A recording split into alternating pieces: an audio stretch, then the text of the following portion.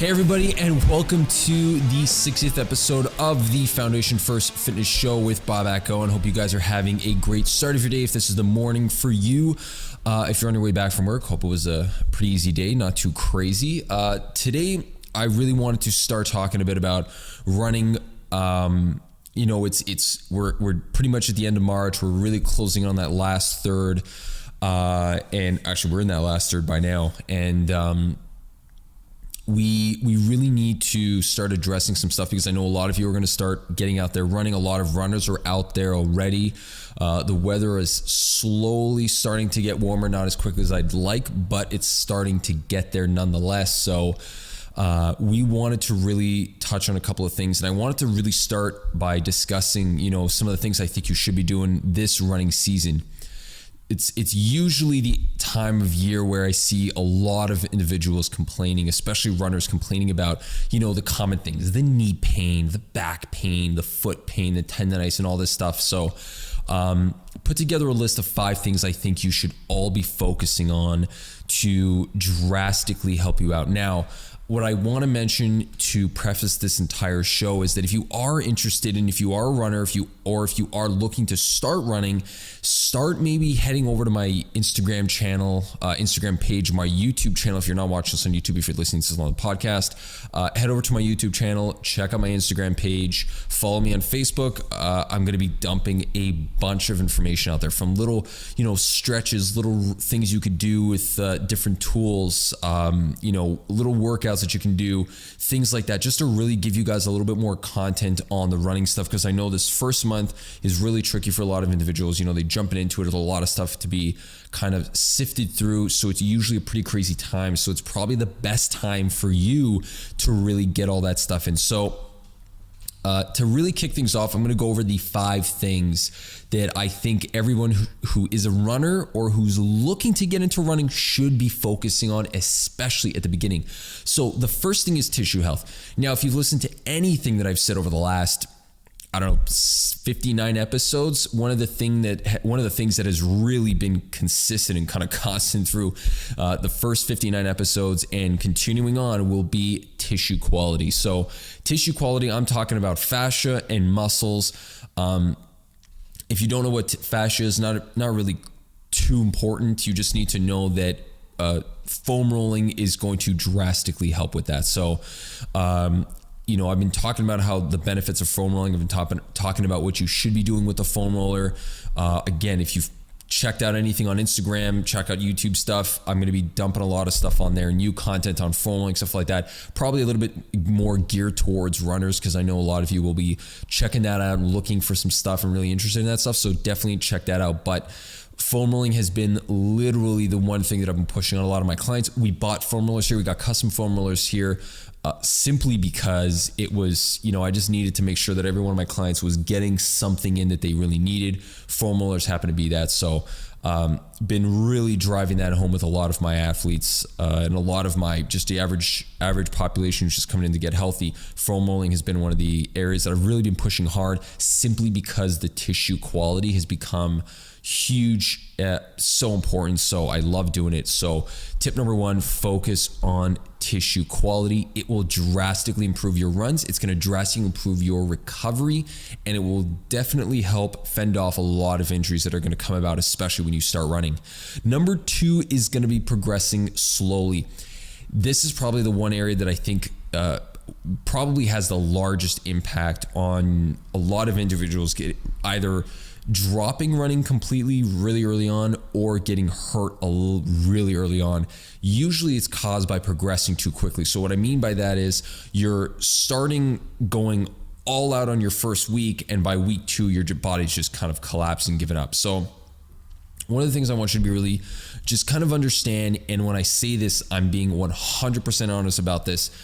If you are not a usual runner, so if you're starting off running, this is more for people who are starting off running, but if you haven't been running for the entire winter season and now the spring hits and everyone's just kind of jumping into it, honestly, I wouldn't even run for more than a kilometer each time you go for the run in that first week. The reason I say this is your body's going to respond a lot to even that 1 kilometer run. I know it sounds like it's completely ridiculous. It's absolutely nothing.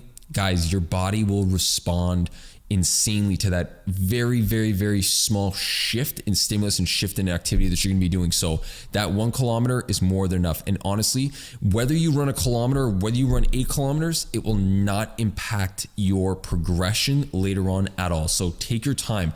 Run very short distances, even run intervals. So stop and starts. Like I don't mean by like sprint stop and starts, but I mean, go minute on, minute off, minute on, minute off. So jog for a minute, walk for a minute, jog for a minute, walk for a minute. Really try keeping that intensity down, keep the volume down, let your body just kind of get used to running again. You don't have to just jump right into it. Okay. Third thing is core strength. So again, I'm going to posting a bunch of core routines that you should be doing. The reason we want to focus on the core is that the core is really just allowing our body to stay in that nice symmetrical position. It's holding the shoulder, it's holding shoulders on. It's really doing that by holding on to the rib cage and the spine. It's making sure that everything up top is moving nice and fluid. So as you're rotating your arms and as you're trying to, as you're jogging, your arms are rotating back and forth, you want to make sure that that connection is going well. It's basically you're transferring that energy from the lower body across to the upper body. You're keeping everything nice and symmetrical. You're allowing everything to move properly. Secondly, with the lower body, you're making sure that the hips stay nice and balanced. You maintain that nice neutral spine that I'm always talking about. That nice gentle curve in the low back. You don't want it to be completely flat. You don't want it to be an excessive inward curve. Just a small enough curve that you're in that nice neutral spine position, and then holding it there and allowing everything else to work around it. So core strength is going to be huge. It's one of the driving forces in everything that I'm doing today, and core strength will definitely be one of the areas that you can really look to make a sizable improvement in your runs. It's going to be the best way for you to really start gaining a little bit more control in the lower body so you can generate more power and therefore cover more distance in a shorter period of time. So throw in core workouts, and again, check out Instagram, check out YouTube. I'm going to be posting a bunch of stuff on there as well. Third thing is hip mobility. So hip mobility, I know I use mobility. I know I'm always kind of talking about mobility as not being the real word for it, but essentially hip mobility, what I'm actually talking about hip mobility is your ability to control your hip through a wide range of movements. So when you're running, one of the areas that will generally get tight is your hip. The reason it's going to get stiff and you're going to kind of lose that control is because of that repetitive movement. You're causing constant repetitive loading in that one position. So if you're not constantly working on maintaining a nice complete range and control throughout that entire range, you can really start losing a lot of that ability as you run. And a lot of that is going to start going up to the back. So your low back is going to start really looking to create that movement because your hips just can't. So if your hips don't move, you're going to go get that movement elsewhere. Generally, it's going to go up high and go right to the low back, which is why some runners start feeling a little bit of back pain. It's not always the case, but oftentimes I've noticed it with a lot of my runners. It's been that low back just feels it because the hips just aren't doing what they're supposed to be doing. So spend a little bit of time working on some hip mobility stuff. Okay, so take a look at some of the hip mobility stuff that I'm going to be posting. Really going to be really important for you guys. Do it on a regular basis. You will start seeing results. And finally, foot health. Foot health has become probably one of the biggest areas I've been focusing on lately because it's just kind of, I really started focusing on that a couple of years back, started really noticing that the foot had a huge impact on what a lot of athletes are doing. And one of those areas, one of the things that usually happens at the foot, as many of you runners have noticed, whether you're a seasoned runner or you just started running or you're back to running, a lot of people are going to be hearing it. You'll hear a lot of people talk about it if you haven't heard of this, haven't really experienced this before, but a nice plantar fasciitis or, Achilles tendonitis.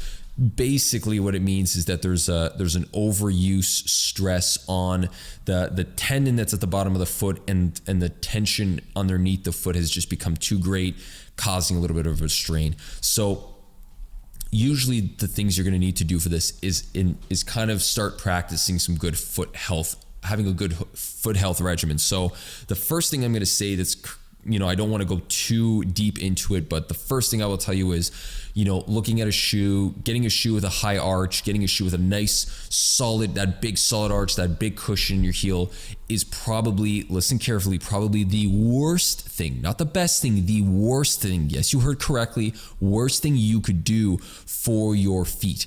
Let me explain. When your heel is too high, what that does is that stops the natural recovery of your stride. So when your foot comes down and hit the ground, you're going to hit with the heel because your heel is so much closer to the ground than it's supposed to be, because that heel is so big, it's kind of creating another, half inch on your heel. You don't want that. You want your body to kind of glide right underneath and just kind of come in contact with the ground.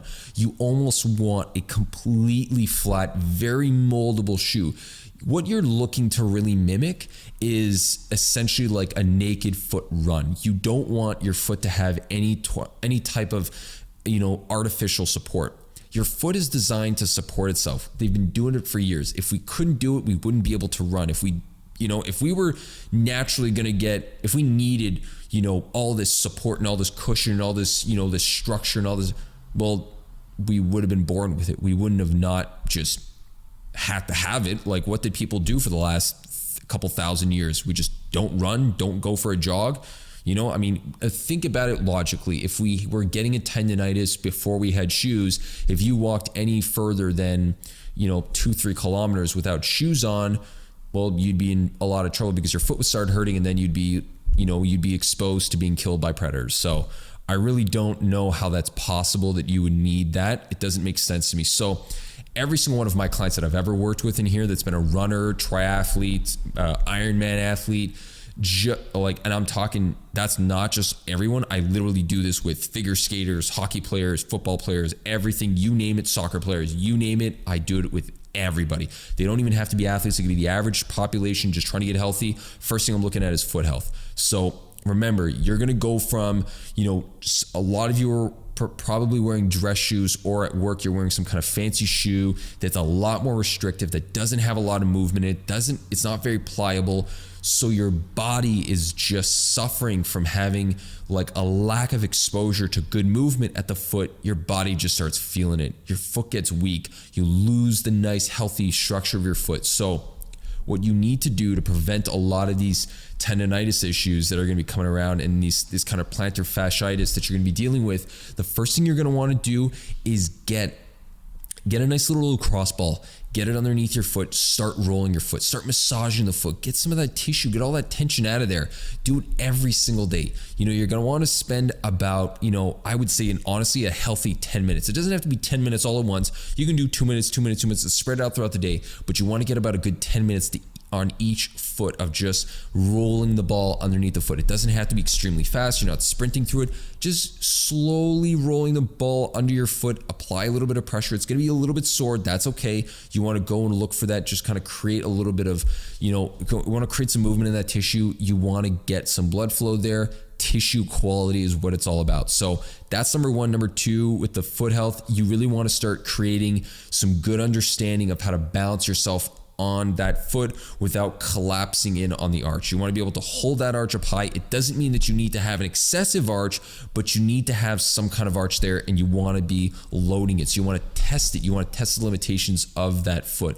The more you do that, the more healthy your foot is going to be, the longer your running season is going to be. So again, I'm going to be posting a bunch of stuff related to all five of these topics. Probably going to be throwing in some nutrition stuff over the next couple of days, some mobility stuff, talking a little bit about there, so you guys can all pick some of that information off. This is not going to be geared information later on that I'm going to be posting on this podcast is not really going to be geared specifically to runners, but it doesn't mean you shouldn't be taking some of this down and using it, because you are an athlete. The second you start running, you're falling into that athlete category. So once you start moving those legs, you need to start taking some advice from all the people I'm going to be bringing on the show to really start going over some stuff. Whether it's stuff about hockey, there's still some carryover. So don't be shy to listen to and use some of that information. And again, head over to Instagram, Bob Ack-Owen. YouTube channel is Bob Ack-Owen. Again, just search up Bob Ack-Owen. You're going to see it. And you know what? You're going to get a ton of information just from checking out those two places and really start using some of that information. All right, guys. So good luck with that. Give some of this stuff a shot. Let me know how it goes for you. Leave a little comment, leave a little thumbs up. Let me know what you guys think. And until that next time, guys, keep building that foundation.